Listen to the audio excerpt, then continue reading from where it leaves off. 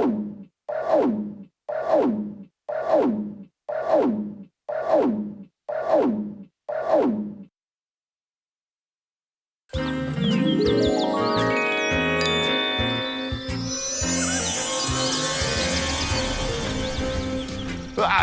and welcome to Fields of Life. My name is Professor Dowdy Titwit, and I'm joined as usual by my longtime friend and collaborator, Professor Eugenia Twout. Hello, Dowdy. Thank you. Yes, yes. And today we're out and about doing a spot of my favourite activities, and that is bird watching. But I gather, Eugenia, you've got a little something in store for us. Yes, I do, Dowdy. I think it's high time we take you and your birding into the 21st century with some technology. Oh, dear, is that what that's for? Eugenia, you know I'm no good with those kind of things. I mean, I have one of those smartphone thingies, but my 14-year-old nephew had to set it up for me, and the dang thing still gives me a fright every time it rings. Come on, Dowdy, we must get moving. Oh, we must.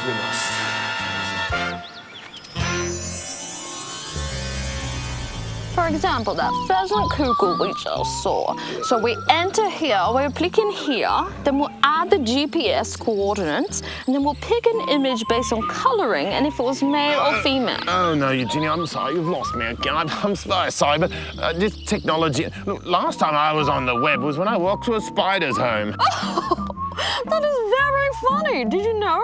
I know, I have no idea what it means. My 14-year-old nephew, I must confess, wrote some technology jokes for me. Funny, is it? Well, what about if we see a rare bird, we should tweet about it? Oh, that is very clever, Dowdy. And you know what else? He said if we happen to come across a crocodile, we could Snapchat it. Oh, I get it. Crocodile Snapchat. Very good. Oh, yes. You know me, never forget a Facebook.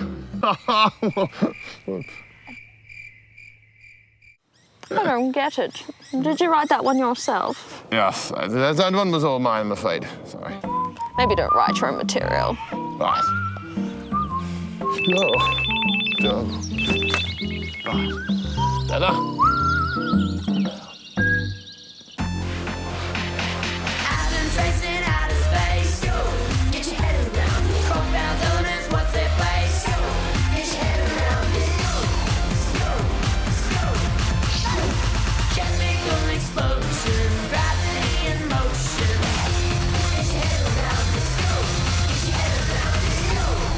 Today on Scope, it's all about technology. We'll meet a robot that can help track down humans after disasters. We'll see an amazing new way to create art without the usual boundaries.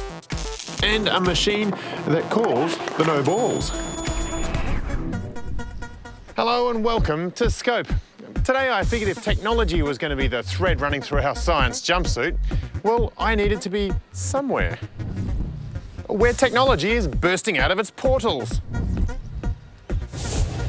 I'm inside the Centre for Advanced Imaging here at the University of Queensland, where they've got some pretty advanced imaging technology and other things. I'm sure they're going to be a bit more precise than that, though. Hello, Dr. Kareen. Now, can you tell me, what is this machine? Okay, this system actually is a two-modality system. So we have the first scanner, it's a CT scanner, it's a computed tomography X-ray system. The second scanner on the back of the system is actually a PET scanner. It's a positron emission tomography scanner where we detect radioactivity compounds. Okay, so it's essentially two machines in one, and I'm judging just by the size of the opening here. This is not for people. No, it's not for people. It's a small version of the people system, and it's mostly for animals and small animals like we're using mostly mice, but you can use smaller rodents or other kind of animals. And can you take me through how it would work? So the small animal would go on the sort of the bed or the carriage here and slide in. Yes. What happens first? Is it the CT part first? Yeah. So the CT scanner is basically an X-ray system, and we're doing 3D tomography. So the X-ray detector and the X-ray source are moving around the animal, which is asleep. Yep. And taking pictures at every degree for 360 degrees. Okay, so that's why it's circular, I guess. Here you'd have your X-rays beam from one side, detect the other, and it spins around the animal, and then the animal would move in a bit further. That's it. Yep. So you get that 3D look to the X-ray. Yes. And once you've got that the animal then moves through to the second machine, the PET scanner? Yes, so we put the animal to sleep, so he's anesthetized on the bed. And when we finish the X-ray, the bed moves to the back of the system where we acquire the PET scanned. Okay, so there's a radioactive medicine or chemical, if you like, inside that goes to the tumour, and that's what you're detecting, the radioactivity as it comes back out. Yep. And do you then combine the image from the radioactivity with the sort of the 3D skeleton? Yes, it's the best of the system. It's actually, we can actually superimpose the bony structure of the animal, so the structure, and with the radioisotope, where the radioisotope dispatch in a body. So we have the image of exactly where the radiopharmaceuticals fit inside the body of the mouse or animals. Yeah. Fantastic.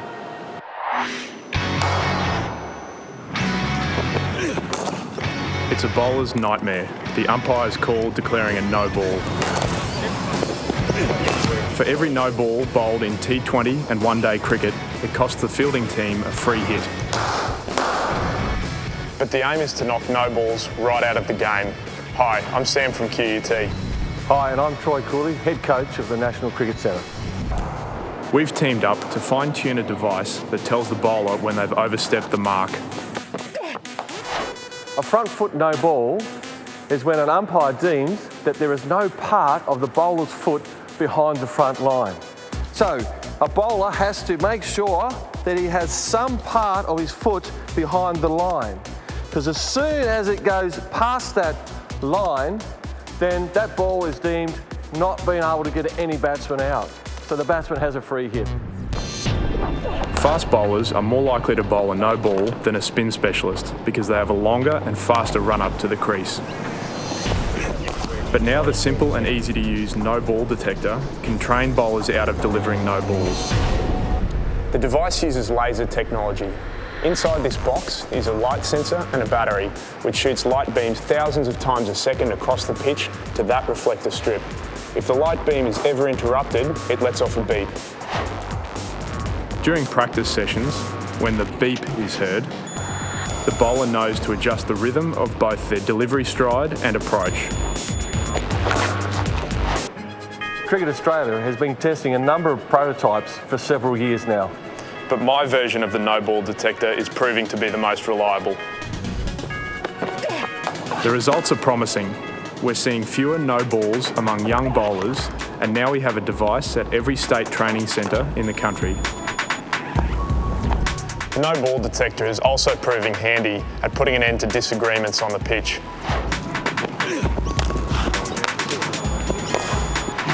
We're all about improving player performances, and this little no ball detector is helping our players improve. Coming up on Scope, the machine just over there has got a magnetic field so strong it'd whip the grills right off your teeth if you were silly enough to wear grills and they were magnetic. Anyway, stay tuned, that's all going to make sense.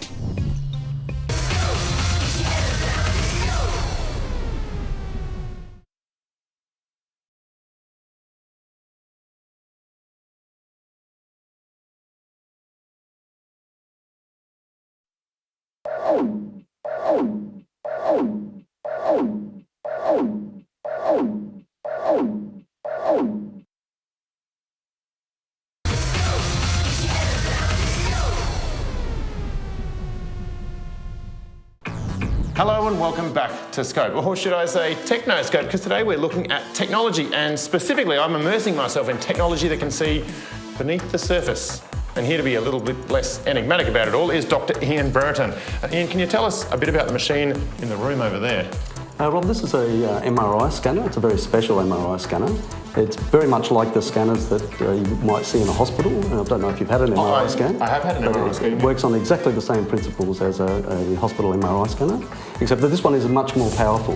The magnetic field created by this magnet is 350,000 times stronger than the Earth's magnetic field. Whoa, that's a pretty strong magnet. And it's about 10 times stronger than a magnet you see in a hospital. Awesome, awesome. So that's the reason why it's in that room and we're in this room and all the equipment. So we can't take anything metallic into the room. It creates a very strong magnetic field that can attract metallic objects, and so we have to keep anything metallic away from the magnet.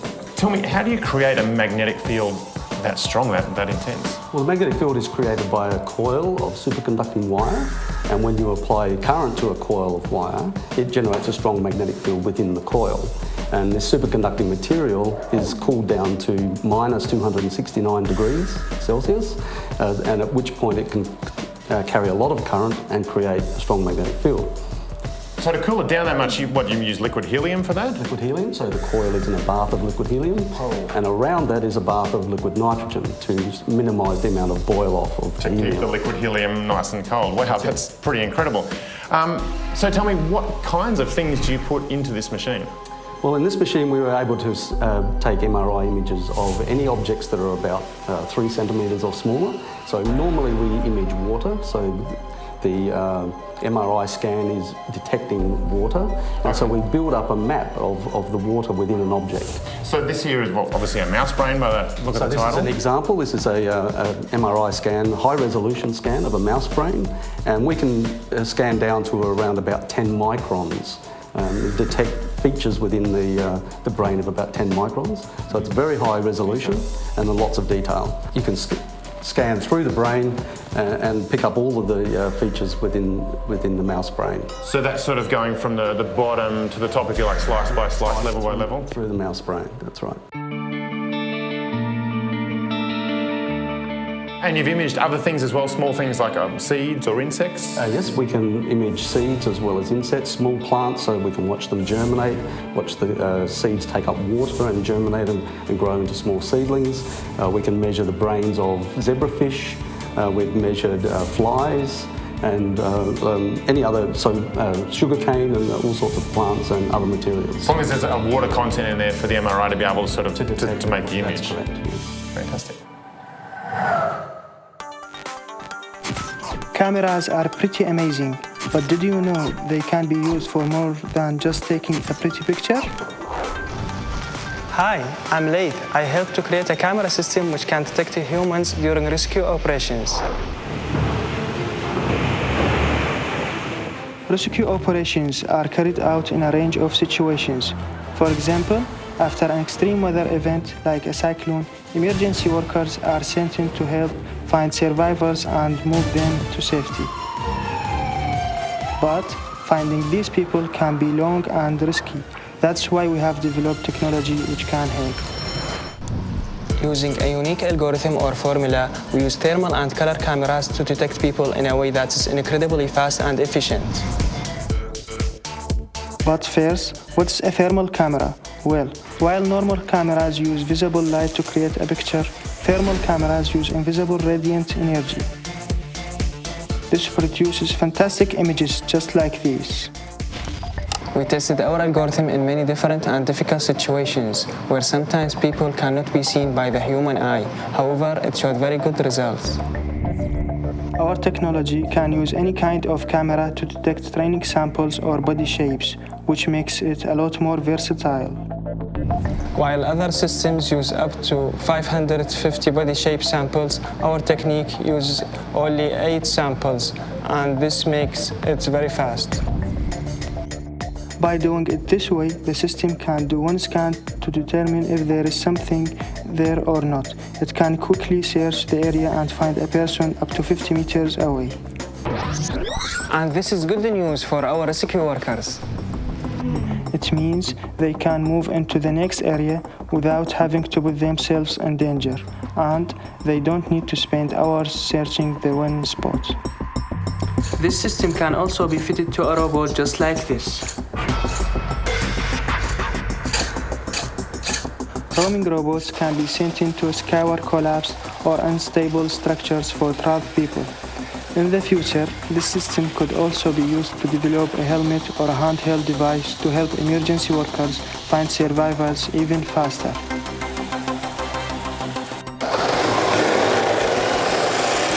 It's still early days, but we hope our camera system will one day help others and hopefully save some lives.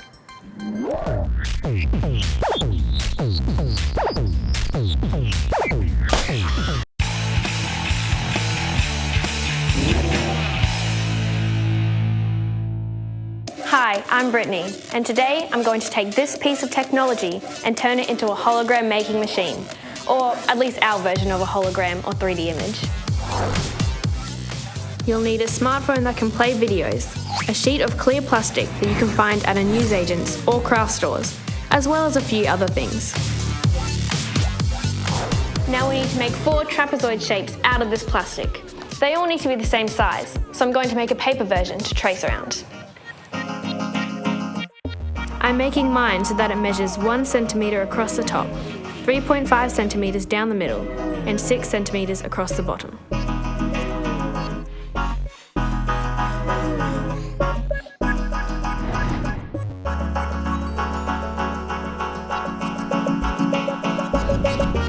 Trace your shapes onto the plastic and then cut them out with scissors.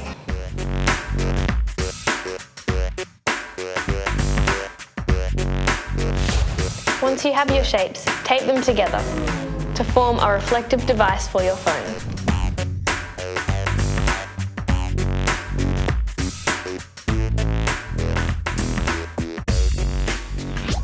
Now turn up the brightness on your smartphone and play a special video that will help you make your hologram. You can go to the Scope website for details. Then place your device onto the phone in the centre of the video and watch the virtual image floating in air, just like a hologram. For an even better effect, try it in a dark room.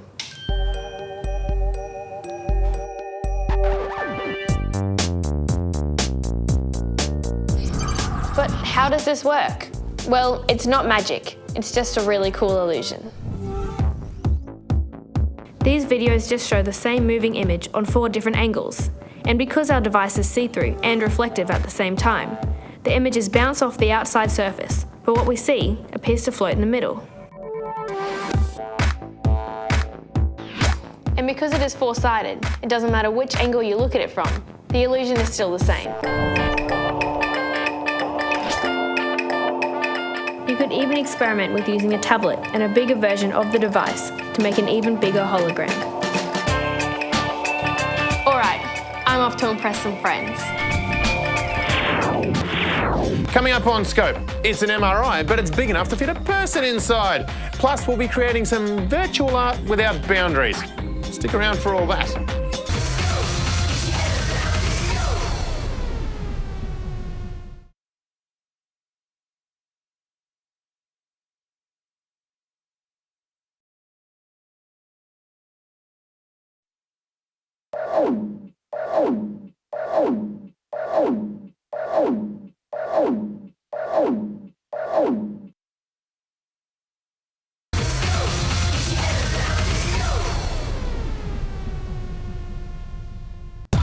Love the show? But want to see more? Well, check it out. At scopetv.com, you can catch up on the episodes you missed or rewatch the ones you loved. And you can email Dr. Rob to find out about those experiments and stories that made you go, wow. scopetv.com. Hello there and welcome back to Scope, and welcome back to a very technology-driven episode. Today I've been taking a look inside machines that look inside plants and animals, and in the case of the next one, humans. And here to explain a bit more is Professor David Rutens. David, what is the machine in the room next door? So Rob, this is a magnetic resonance imaging scanner, an MRI scanner, and some of your viewers would be familiar with MRI scanners in hospitals. Well, yeah, I've been in one myself. Well, this is more than twice the power of a hospital MRI scanner. It's at 7 Tesla, which is about 150,000 times the strength of the Earth's magnetic field. It's the most powerful scanner in the southern hemisphere, and it allows us to get incredibly detailed pictures of the human body. Well, now I'm guessing with a magnetic field that strong, if someone's going to go in there, a research participant or person, they would have to go through a particular sort of regime. I wouldn't be able to go into the machine in this. I mean, it's got bits of metal all over it for starters. Yeah. So one of the problems is that some metals are strongly attracted to a magnetic field, and so if you go in with a bit of iron, it'll fly towards the scanner with the speed of a bullet, and that's very dangerous. That's bad. So we screen the subjects to make sure that they don't have bits of metal on them. They wear special clothes, and they can't have bits of metal in the body, certain implants and pacemakers and stuff like that. And when you're imaging with an MRI, what sorts of things are you imaging? I guess people might be familiar with X-rays, looking at bones. With an MRI of a person, what sorts of things would you be looking at? So what generates the signal in an MRI is the water in the body. And so we're able to get the structure of soft tissues because they contain a lot of water. And here are examples where we can see the blood vessels in the brain. Wow. We can see here a beating heart. You can see the 4 chambers of the heart and the blood flowing in. And here the brain, and this gives us a 3-dimensional picture of the brain. Other MR sequences allow us to map blood flow and the bits and the activation in the brain with different functions, so they allow us to map brain function as well. Well, and yeah, it's just not static images, so that the heart here is actually beating. So the person in there is getting, it's a 3-dimensional, but also there's time involved there as well. Yeah, so it's a 3-dimensional time series of a living human heart. Wow, extraordinary. Artwork can be a lot of fun. It allows you to express yourself creatively, and the final product can look great on your walls at home. But for some, creating a work of art can be a little more difficult. That's why we've developed Splashboard. Hi, I'm Laura. And I'm Alex, and we've developed technology to help children with disabilities participate in art.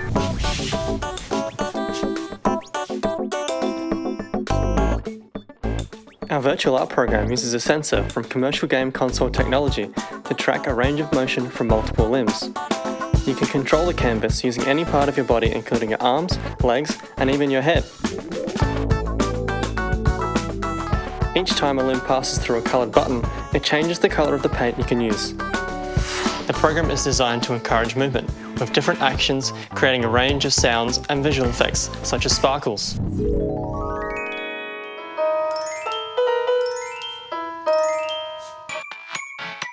By closing your hands, you can stop painting. Then opening your hands again starts the paint. We also plan to modify the shade and thickness of the brush, based on your distance from the sensor. And once our budding artists have their head around the program, they can access the whole menu to develop more advanced physical skills to control the painting even more. We've also been able to create more features, like an eraser and single feature selection. That way you can paint a picture just by moving your noggin, a tool which is fantastic for children with limited movement. We created this technology because we believe art is important for everyone. It helps us develop communication, problem-solving, social and emotional skills, as well as motor control, creativity and self-expression. Doing art this way can be a lot less messy, and you can even print out your art once you're done. We've also discovered this program provides a useful tool for many people undergoing rehabilitation. By tracking 3D information, a physiotherapist can see what limb a child is favouring and tailor a program to encourage more movement for their weaker areas. We've been working around the clock to make the program faster and more accurate. We're now even looking at adding voice commands. And it's not just the young, but the young at heart who can benefit, with plans to test the technology in an aged care facility. From there, our hope is to make the program accessible to anyone. That way everyone can have a go and experience Splashboard and the virtual world of art.